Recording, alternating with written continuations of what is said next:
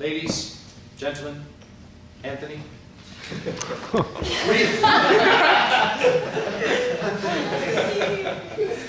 We are here to debate something that I think is probably close to all, or if not almost all, of our hearts. The TTC, Toronto Transit Commission, responsible for moving people around this great city of ours. Over 1.6 million people use the TTC on a daily basis.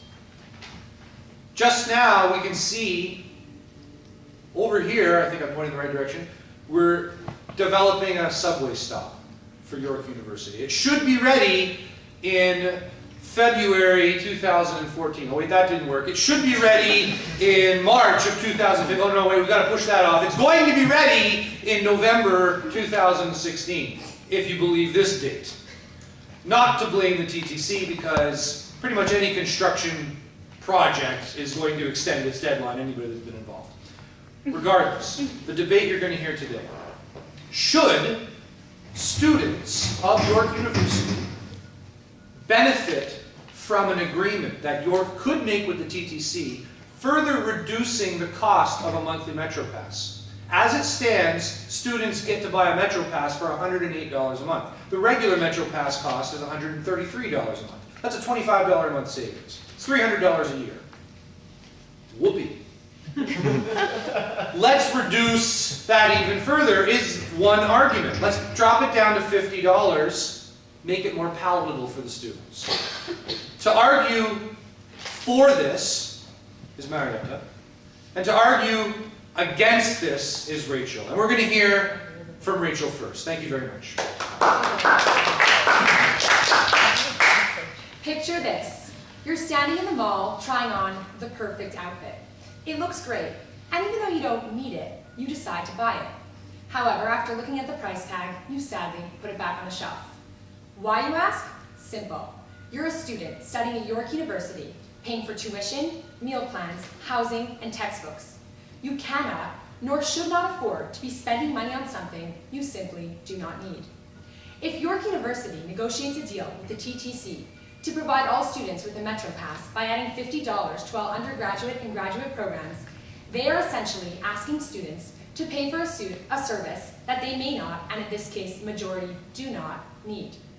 There are 50,000 students at York University. 3,000 of them live on campus and do not require public transportation daily. Another 10,000 of them drive to school and also do not require the services of the TTC. In addition, there are a number of students who bike, walk, and use other public transportation systems such as the YRT who would not benefit from a TTC Metro Pass. So it would seem as though adding $50 a month to all undergraduate and graduate programs would not only be charging students for a service they do not need, it would be stealing their money. Now believe me, I fully understand the high costs that come along with taking public transportation, but this is not reason enough to force the rest of the 20,000 students who do not use public transportation to subsidize their friends' bus fares. There's absolutely no reason that these students, who are already spending hundreds, no, thousands of dollars a year on car insurance, gas, parking passes, housing, textbooks, the list goes on, to spend an extra $50 a month on a service they do not use. $50 a month times 8 months, assuming you don't go to summer school, is $400. $400 can buy you 3 textbooks at York University if you're lucky. It can pay for at least a month and a half of your meal plan, and it can pay for half your parking pass for the year.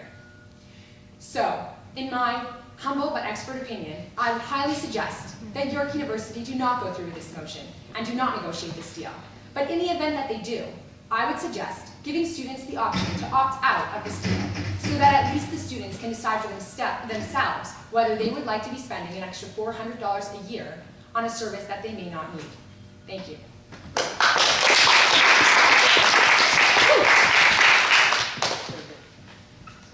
And now, arguing for Marietta. Thank you, Jeff. How many of you take the TTC? How many of you drive a car and pay for parking at York University? How many of you hitch a ride with your parents? Me too. Not well. Here we're looking at $400. And I know for many, $400 you don't use the TTC. That's a lot. That's a lot of pizzas you can buy. That's a lot of textbooks you can buy. But let's look beyond this cost of $400. As we saw here today, yes, not everybody takes the TTC. But what happens if someone who hitches a ride with their parents has this pass and then decides to go on the TTC? Then they don't have to pay for gas. They don't have to pay for parking, which I'm sure costs about $1,000 if you want to park at Burnett. And you don't have to pay for gas. So you have savings there. It's not really $400.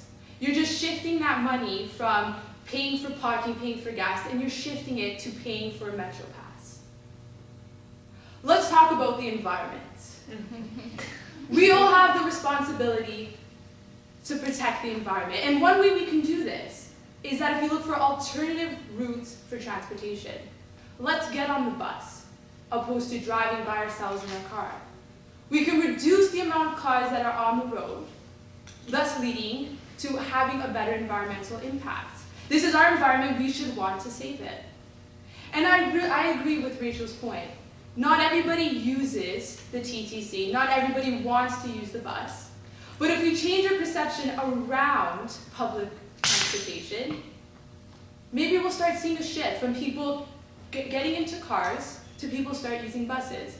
And I do believe that there should be an opt-in and opt-out program to give students choice. And I believe when students are empowered to make a choice and they realize there are potential, there is a possibility above just going into their car, they will make the right decision.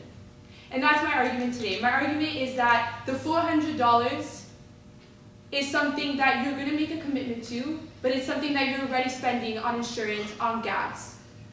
We can save the help save the environment, and not to mention, the $400 is tax deductible. So it's not really $400. Thank you.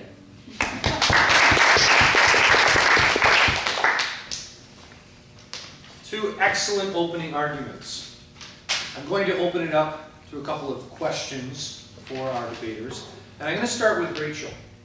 And I want to say that, Rachel, your argument against the subsidization of the student costs for TTC, Metro Pass, well, it sounds a lot like the privatization of a lot of other services that we enjoy in this province. For example, a lot of us pay through taxes for healthcare that we don't use. So are you suggesting in the same vein that if people don't subsidize TTC costs, that we should also not subsidize healthcare or other services that our country benefits from through the share the cost mentality? I'll give you a couple minutes to respond. It's a very good question. My answer to that question, though, would be no. I'm not suggesting that we, as Canadian citizens, should stop subsidizing people's health care. But I do believe that this concept, subsidizing people's Metro passes when they don't use their Metro, if they don't need their Metro passes for the TTC, is a little bit different because in this case, we don't all require to use the TTC. As I said earlier, 10,000 students drive, 3,000 live on campus, and numerous others use other public transport companies. The TTC is extremely specific, meaning it only serves a certain group of people and nobody else can benefit. Whereas medical care or health care, we all benefit from. And so I wouldn't necessarily equate the two, is my answer. Thank you for that. Marietta, as somebody who responded to your survey earlier, I am a person that drives and parks at school. It is very expensive. However, let's take my personal opinion out of the equation for a second. It is very difficult to convince people who drive places to all of a sudden abandon their vehicles and the convenience of them to hop on the TTC and start using the better way. What would you do to try to convince somebody like me or people that drive in order to help subsidize the cost and or the use of this, to further justify the subsidy of this cost of transportation in the public? Thank you for the question. So one thing that I would do is highlight the cost savings. So I know it's very expensive to park at York University, and it's very expensive, gas is very expensive, insurance is very expensive. So I would show that there is an economic benefit from taking the bus. And I know it does come down to the fact, anybody can get into the car and drive, and taking the bus you have to wait in those long lines, and to that does not seem appealing. But for those, I think the economics behind the situation is something that I would definitely highlight, and to bring it to the fact that buses do run every 15 minutes. The TTC has a really good service in that regard, and just really show that they can hop onto a bus. You just have to wait a couple of minutes. But at the end of the day, it comes down to the economics behind the situation. And if you are a student who is concerned about the amount of money they're spending on parking, spending on gas and insurance, taking the bus is something you can benefit from. Great. Well, thank you very much to our debaters, and I'm going to actually throw it out to the audience now and give you the opportunity to decide whether or not York is actually going to subsidize TTC MetroPass costs, or if they're not. They're going to watch this video and they're going to base their decision on your response here, so think carefully. And by the way, I'm pretty sure the winner, if I'm not mistaken, Adam, gets an extra 5% on their final grade. So this is a very key decision you're about to make. All those in favor of Marietta's argument that subsidy should occur, please applause. And all those against the idea of subsidy and in favor for Rachel's argument, please. All right, the privatization gurus have it. The winner is against Rachel. Thank you very much.